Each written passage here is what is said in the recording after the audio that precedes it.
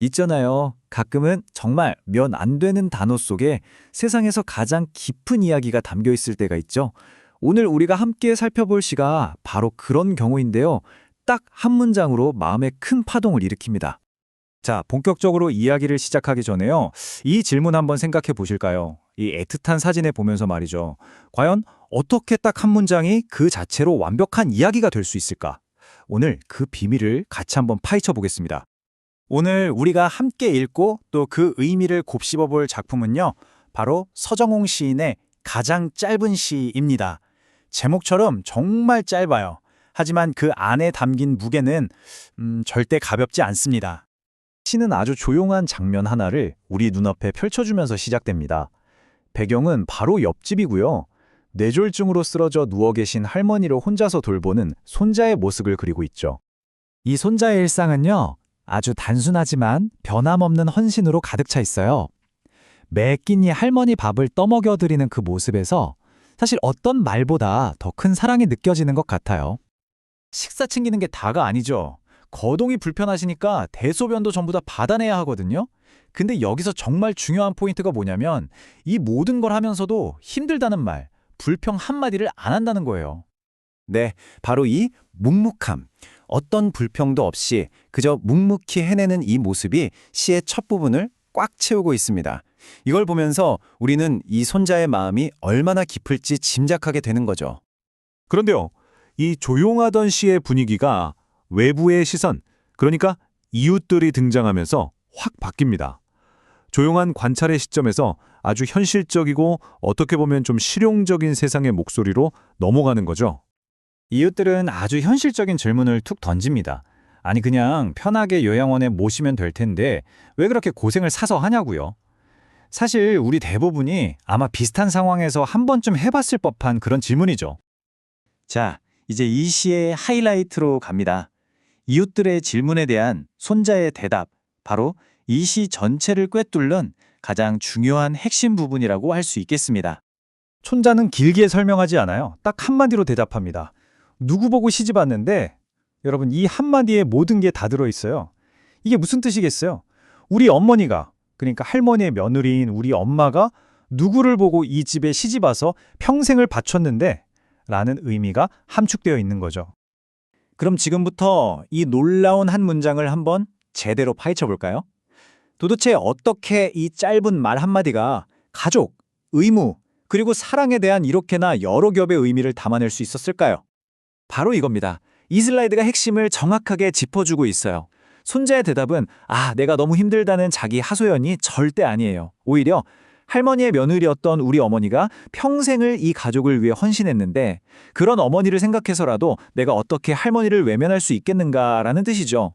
그러니까 자신의 행동을 통해서 어머니의 삶 전체를 기리고 그 뜻을 이어가고 있는 겁니다.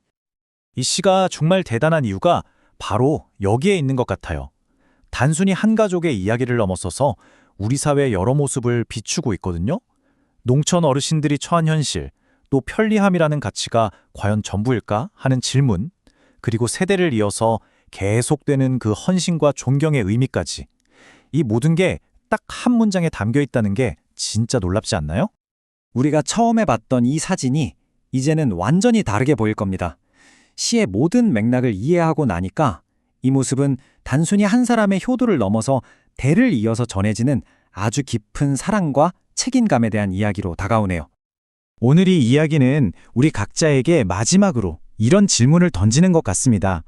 여러분의 삶 속에는 말로 다 표현되지는 않았지만 그 자체로 깊은 사랑과 헌신을 담고 있는 가장 짧은 시가 있나요? 그게 무엇일지 한 번쯤 조용히 생각해 보는 것도 의미 있을 것 같습니다.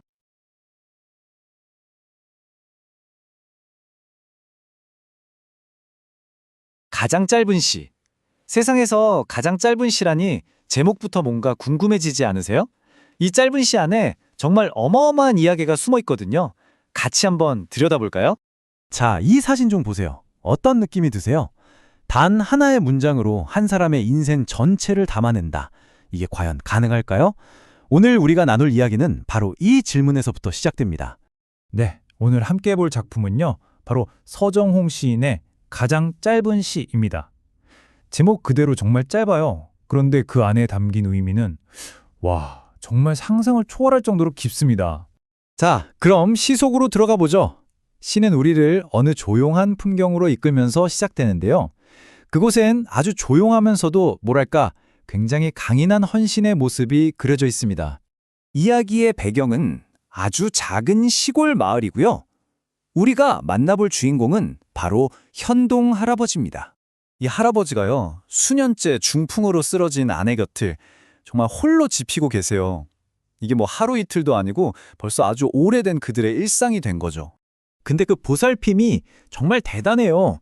끼니마다 밥을 직접 떠먹여 드리는 건 물론이고 대소변까지 전부 다 받아내신다고 해요. 더 놀라운 건 뭔지 아세요? 이 힘든 일을 하루도 빼먹지 않고 또 불평 한마디 없이 해내신다는 거예요. 그런데 이렇게 조용히 이어지던 헌신이 주변 이웃들 눈에 띄기 시작합니다.